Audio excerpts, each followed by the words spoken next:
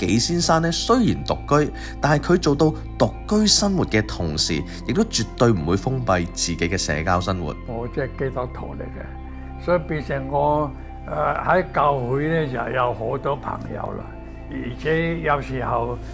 可以大家嚟到探訪啊，佢哋揾我坐，或者我去佢哋屋企同佢傾下偈，所以好自由。呢張相咧，呢個大仔，呢個細仔，我就帶佢去台灣探我妹。紀先生嘅太太已經去世，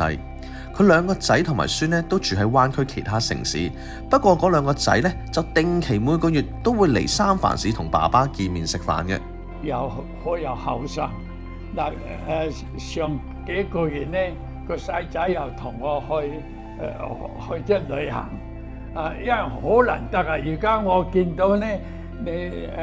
大人想叫細蚊仔去旅遊咧，都唔使遲啊，都唔行啊！而家調轉頭係個仔邀請我去旅遊。